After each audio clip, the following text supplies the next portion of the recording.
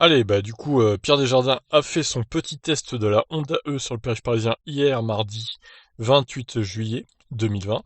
Et regardez, il a obtenu une conso de 10,8 kWh au 100 pour une autonomie de 261,7 km. C'est pas terrible. Honnêtement, on va pas se mentir, c'est pas terrible du tout. Cette Honda E est très peu efficiente. 49 km/h, c'est quoi? Ça doit être la vitesse moyenne, peut-être? Je ne sais pas. Ou alors c'est le limiteur ou le régulateur de vitesse? Bref, en tout cas, il a commenté donc son image.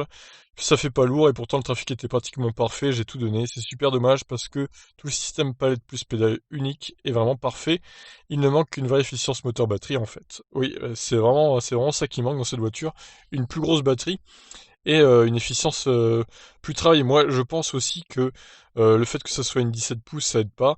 Et aussi que les rétro-caméras, ils pompent de l'électricité, hein, franchement, hein. Les rétro-caméras extérieures et le rétro intérieur sont tous des caméras. Donc ça consomme de l'électricité, ça aussi, hein. Et ça aide pas à avoir une bonne efficience.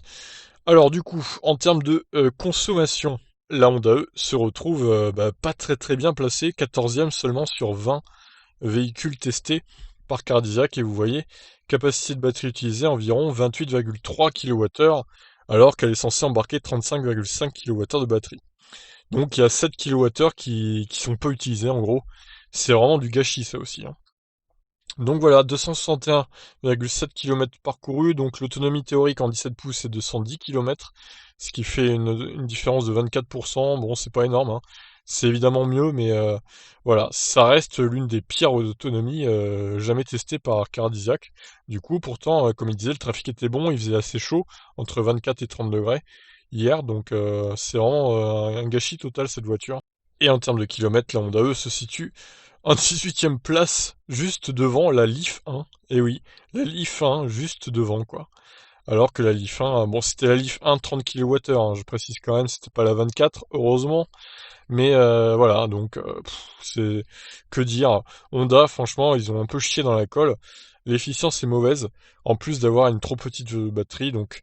Elle a des bons points, hein, cette Honda E, pourtant, mais il y a des trucs qui vont pas, elle est trop chère aussi, elle est bien trop chère. Donc franchement, Honda, il va falloir réagir si vous voulez percer dans le véhicule électrique, parce que c'est pas avec cette voiture que vous allez y arriver. Voilà, donc, alors est-ce que les tests de Cardiac vont continuer? A priori non. Et il a dit à la fin de sa vidéo, on part en vacances, etc. Donc je ne sais pas, honnêtement, si les tests de Cardiac vont s'arrêter vraiment ou non. En tout cas, si ça s'arrête, bon, ils ont déjà testé 20, c'est déjà pas mal, vous me direz. C'était bien sympa ces tests, on peut quand même se rendre compte de l'efficience de certaines voitures, hein, les Tesla Model 3, notamment le Kona, ça c'est plus à prouver, hein. La Leaf i+, qui est pas si mauvaise aussi en termes d'efficience, c'est pas la meilleure, mais bon, c'est loin d'être la pire. Voilà, bon, il y a l'Audi e-tron hein, qui a été testé également, 15 kWh au 100, c'est juste énorme quand même, cette conso. Sur le périph' parisien en plus, qui est vraiment un terrain de jeu pour avoir une conso assez basse. Les triplettes, hein, Volkswagen aussi, on retiendra qu'ils ont une superbe conso de 6,9 kWh au 100. Voilà, on va mettre les consos là. 400 km hein, pour les triplettes Volkswagen. Ça, c'est vraiment une bonne surprise parce qu'elles sont vraiment très économiques ces voitures. En plus d'être pas chères à l'achat, elles consomment vraiment peu d'électricité. Et ça, c'est vraiment bien.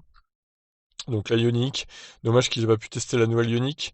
Le test de cette Ioniq là avait pas été très bon au niveau du trafic et de la température.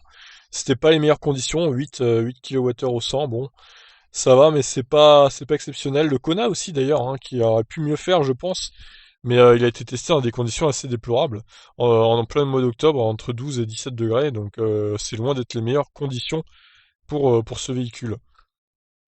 Donc voilà, après hein, il y a le reste, hein. Modèle 3 Longrange AWD, donc c'est pas la meilleure conso, c'est vrai, mais en même temps la batterie est tellement grosse qu'il a quand même fait 772 km avec. C'est le record du test, de tous leurs tests, donc du coup voilà. Bah écoutez, voilà, j'espère que ça continuera hein, pour une autre saison, ces tests de Cardiac, parce que c'était quand même bien sympa, et puis il lui reste pas mal de voitures électriques à tester. Si ça s'arrête, bah tant pis, c'est un peu dommage, mais bon, c'est comme ça, donc déjà 20 voitures testées. Et voilà. Bon, bah sur ce, je m'arrête là. Je vous laisse réagir. Ciao, ciao.